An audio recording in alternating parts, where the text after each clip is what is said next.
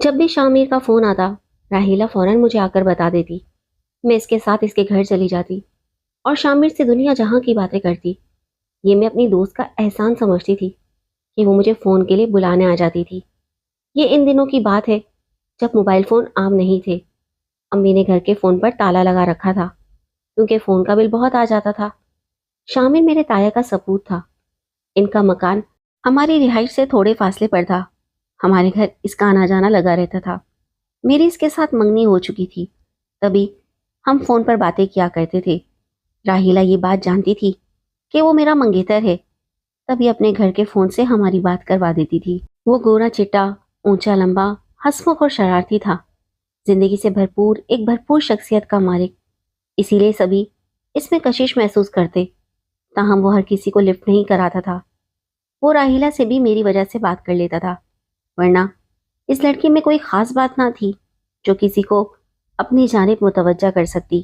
اس کا قد چھوٹا، رنگت سانولی اور نئے نقش واجبی تھے، تاہم وہ کافی ذہین تھی اور گفتگو میں ایسی طاقت کہ بس اپنا جواب آپ تھی۔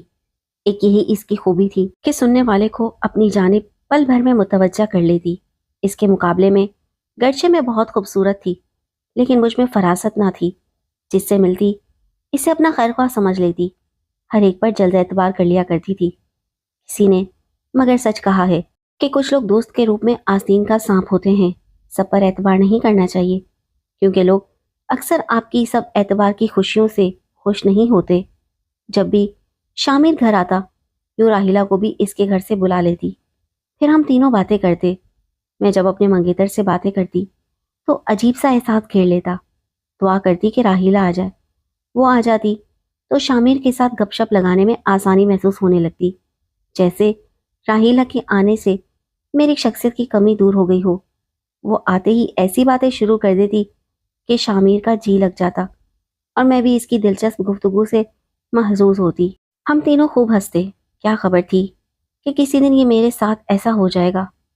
وقت پر لگا کر اڑتا گیا اور ہم اسکول سے کالج میں آ گئے۔ فائنل ایئر میں اچانک شامر نے بتایا کہ وہ UK جا رہا ہے۔ پہلے تو مجھے اپنے کانوں پر یقین نہ آیا، سمجھی کہ مذاق کر رہا ہے۔ جب اس کی تیاریاں دیکھیں تو سوچ میں پڑ گئی۔ میں اس سے پیار کرتی تھی، ہم بچپن کے ساتھی تھے۔ کیسے اس کی جدائی سہ پاتی؟ اسے روکنے کی بہت کوشش کی، مگر اس نے میری بات پر کان نہیں دھرے، جیسے میری باتیں اس کے لیے کوئی اہمیت نہیں رکھتی ہوں۔ اس کا فیصلہ اٹل تھا۔ وہ مجھے باور کرواتا کہ اس کے دوست نے کتنے پاپڑ بیل کر وہاں کے تعلیمی ادارے کی فیس بھری ہے اور بہت خرچہ کیا ہے، تبھی وہ جا پا رہا ہے۔ یہ سنہری موقع ضائع کرنا نہیں چاہتا تھا، غرض کہ مجھے روتا دھوتا چھوڑ کر وہ چلا گیا۔ جب وہ جا رہا تھا یوں لگ رہا تھا جیسے وہ کسی دوسری دنیا میں جا رہا ہے اور اب ہم کبھی نہ مل سکیں گے۔ یقین نہ آ رہا تھا کہ چاہنے والے اس قدر بھی بدل سکتے ہیں اور شامر بدل جائے۔ ایسا تو میں سوچ بھی نہ سکتی تھی۔ اس نے تو جلد لوٹ کر آنے کا بھی وعدہ نہ کیا تھا۔ اسے گئے 6 ماہ بیت گئے۔ یہ 6 ماہ میرے لیے تو 6 سال جیسے تھے۔ اس کی طرف سے نہ خط آیا اور نہ فون۔ میں روز راہیلا کے پاس جاتی، اس سے پوچھتی کہ کیا شامر کا فون آیا تھا۔ اس کا جواب نفی میں ہوتا۔ اس کی جدائی میں جیسے جوگن بن گئی، کھانا پینا اور نہ لکھنا پڑھنا۔ ہفتہ گزر جاتا، کپڑے بدلتی اور نہ کنگھا کرتی، نہانا تو کجا منہ تک دھونا یاد نہ رہتا۔ مایوسی سے نڈھال رہنے لگی، کالج جانا چھوڑ دیا۔ راہیلا اس دوران میرا بڑا خیال رکھتی۔ پیپرز نزدیک تھے، اس نے مجھے سنبھالا، اچھی اچھی باتیں کرتی، ہنساتی، دل بہلاتی۔ تو میں سوچتی کہ دیکھو، دنیا میں ایسے اچھے دوست بھی ہوتے ہیں، اگر یہ نہ ہوتی تو شاید میں مر ہی جاتی۔ وہ مجھے دلاسا دیتی کہ وہ آ جائے گا، بیرون ملک ہی تو گیا ہے، وہاں کی 100 مجبوریاں ہوتی ہیں، یہ کوئی پاکستان تھوڑی ہے۔ تم اس کی فکر مت کرو، اپنی صحت کا خیال رکھو۔ مجھے روتا دیکھ کر کبھی تو خود بھی رونے بیٹھ جاتی۔ اس کی یہی ہمدردی اور خلوص مجھے حوصلہ عطا کرتا تھا۔ شامر کو گئے سال ہو گیا، میرے پیپرز اچھے نہ ہوئے اور میں فیل ہو گئی۔ تبھی کالج کو خیر بات کہہ دیا۔ والدین، بہن بھائی مجھے دیکھ کر پریشان رہنے لگے تھے۔ انہیں پتا تھا کہ میں نے شامر کی جدائی کا سر لیا ہے۔ کاش میری اس کے ساتھ منگنی نہ ہوتی۔ تایا ابا نے نہ صرف اس رشتے کو جوڑا تھا، بلکہ اب بھی ہر ایک سے یہی کہتے تھے کہ کنزا میری بہو ہے، اگر کوئی اس کا رشتہ لائے تو میں اس پر فائر کھول دوں گا۔ میں تایا ابو سے پوچھتی تھی کہ شامر ہمیں خط کیوں نہیں لکھتا، فون کیوں نہیں کرتا، تو وہ اسے برا بھلا کہنے لگتے کہ احمق لڑکا پرائے دیش جا کر اس کی رنگینیوں میں کھو گیا ہے۔ گمان تک نہ ہوا کہ تایا وہ ڈرامہ کر رہے ہیں، لہٰذا ہر طرف سے مایوس ہو کر میں بیمار ہو کر بستر پر ڈہ گئی۔ عورت محبت کے معاملے میں بہت کمزور رہی ہے۔ مرد کی ایک محبت بھری نظر ہی عورت کی کمزوری ہوتی ہے۔ اس کمزوری کے باعث وہ اپنا تن من دھن سب کچھ لٹا دیتی ہے، لیکن اسے ملتا کچھ نہیں سوائے بے وفائی کے۔ اسی دوران پتا چلا کہ راہیلہ کی منگنی ہو گئی ہے۔ حیرت کی بات یہ تھی کہ میری اتنی اچھی اور گہری دوست نے اپنی منگنی پر مجھے بلایا بھی نہیں۔ اس نے ایسا کیوں کیا؟ میں شکوہ کرتے ہوئے اس کے گھر گئی۔ مجھے سامنے دیکھ کر وہ پریشان ہو گئی، مسکرائی اور نہ بیٹھنے کے لیے کہا، بلکہ جلدی سے کمرے میں گھس گئی۔ اس کا انداز بتا رہا تھا کہ میرا آنا اسے اچھا نہیں لگا تھا۔ میں الٹے قدموں لوٹنے والی تھی کہ میری چھٹی حس نے چونکنا کیا اور میں مارے تجسس کے اس کے کمرے میں چلی گئی۔ میں نے گلا کیا کہ تم نے منگنی پر مجھے بلایا نہیں اور اب آئی ہوں تو منہ پھیر لیا ہے، آخر کیوں؟ تمہارا یہ انداز میری سمجھ میں نہیں آ رہا۔ میرے ایسا کہنے پر وہ کچھ سوچ میں پڑ گئی، چند سیکنڈز اسے سنبھلنے میں لگی، پھر اس کے چہرے پر وہی ہمدردی اور اپنائیت لوٹ آئی۔ اس نے میرے زرد چہرے کو اپنے ہاتھوں میں لیا اور بیٹھنے کو کہا، پھر میٹھی میٹھی باتیں کرنے لگی۔ میں نے اس کے منگیتر کا نام پوچھا اور تصویر دیکھنے کی ضد کی۔ وہ شرمانے کی ایکٹنگ کرتے ہوئے ٹال مٹول سے کام لے رہی تھی۔ تبھی اس کی امی کمرے میں آ گئیں۔ میں نے ان کو مبارکباد دی، لیکن آج مجھے ان کی محبت بھری مسکراہٹ میں بناوٹ محسوس ہوئی۔ آنٹی، آپ نے بھی مجھے راہیلہ کی منگنی پر نہیں بلایا، کیوں؟ میں نے شکوہ کیا تو انہوں نے حیرت سے بیٹی کو دیکھ کر کہا، کنزا، کیا واقعی تم کو علم نہیں کہ راہیلہ کی منگنی شامر سے ہو گئی ہے؟ یہ سن کر میرے ہوش گم ہو گئے اور ہاتھ پاؤں ٹھنڈے پڑ گئے۔ چہرے کا رنگ بدلتے دیکھ کر آنٹی نے مجھے صوفے پر لٹا دیا۔ اس کے بعد نہیں معلوم کیا ہوا، کیونکہ میں بے ہوش ہو گئی تھی۔ جب ہوش آیا تو میں اپنے گھر پر تھی اور میرے شفیق والدین کے مہربان چہرے میرے سامنے تھے۔ ان کو بھی یقین نہیں آ رہا تھا کہ شامر اور راہیلہ کی گھر والے ایسا کر سکتے ہیں۔ اس بات پر ابا اور تایا میں سخت جھگڑا ہوا۔ تایا کا کہنا تھا اب وہ وقت نہیں رہا کہ اولاد پر سختی کی جائے۔ میں مجبور ہوں۔ شامر سے زیادہ مجھے اپنی عزیز جان سہیلی کی بے وفائی کا افسوس تھا۔ یقین نہیں آ رہا تھا کہ دونوں میرے ساتھ اتنا بڑا دھوکہ کر سکتے ہیں۔ اس دکھ نے میرے دل کے ٹکڑے ٹکڑے کر ڈالے تھے۔ دونوں ہی میرے اپنے تھے۔ میں تو ان دونوں کو ہی اپنے وجود کا حصہ سمجھتی تھی۔ اب سمجھ میں آیا کہ شامر کا یوں چلے جانا اور مجھے خط نہ لکھنا، فون بھی نہ کرنے کی کیا وجہ تھی۔ اس کے گھر والے ہم سے جھوٹ بولتے رہے، ہمارے اپنے ہمیں دھوکہ دیتے رہے۔ شامر نے تایا اور تائی کو بتا دیا تھا کہ راہیلہ سے شادی کرنے پر وہ UK جا سکتا ہے، وہاں اس کے بھائی ہیں جو اسے اسپانسر کریں گے اور وہ آگے پڑھے گا، پھر نوٹوں کی بوریاں کما سکے گا۔ اس طرح خونی رشتوں نے دولت کو اہمیت دی۔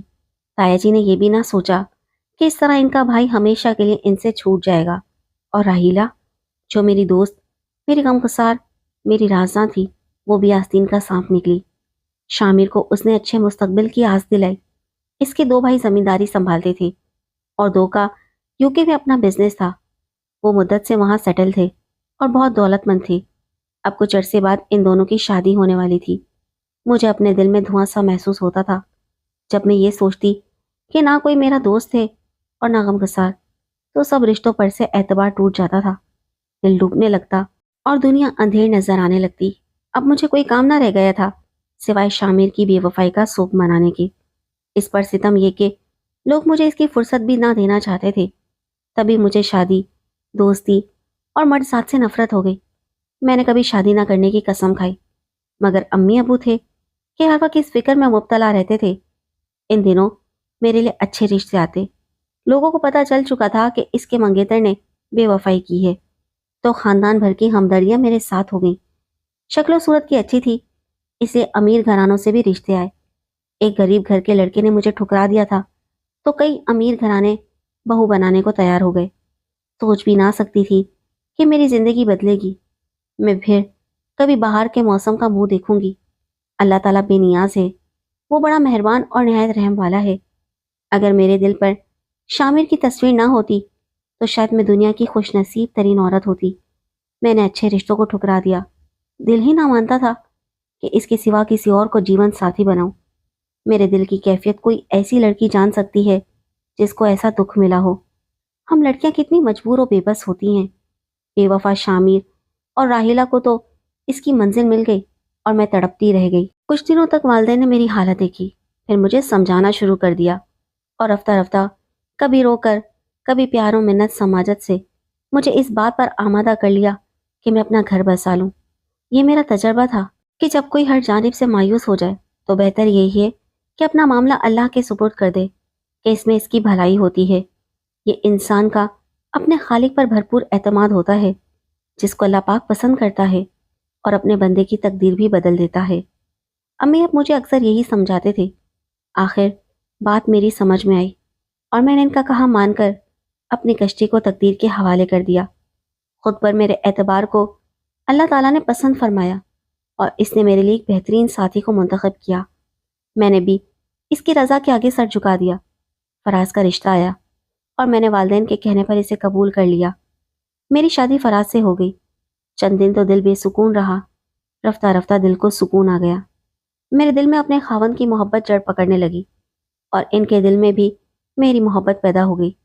یوں ہمارا سنجوگ اور گھر کا ماحول محبت بھرا رہنے لگا۔ کبھی فراز نے کاروبار میں دل لگا کر محنت کی اور آج وہ اپنے ملک کے ایک نامور صنعت کار ہیں۔ میں لاکھوں میں کھیلنے لگی، گھر میں کسی شے کی کمی نہ تھی۔ میرے بچے ملک کے بڑے اور اعلیٰ ترین اداروں میں پڑھ رہے تھے۔ دولت کے ساتھ ساتھ سکون بھی تھا۔ شامر کی بے وفائی یاد آتی تو کبھی کبھی دل میں درد کی لہر ضرور دوڑ جاتی۔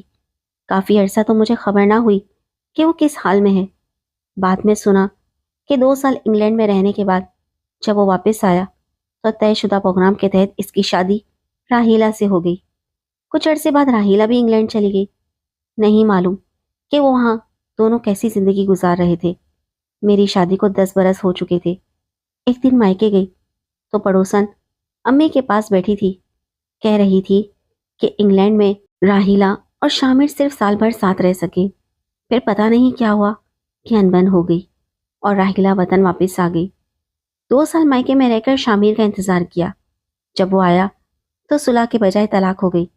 مجھے ان کی طلاق کا سن کر خوشی نہیں ہوئی، تاہم میں نے یہ ضرور سوچا تھا کہ جو لوگ دوسروں کی خوشیوں پر اپنے خوابوں کے محل تعمیر کرتے ہیں وہ کبھی سکھی نہیں رہتے۔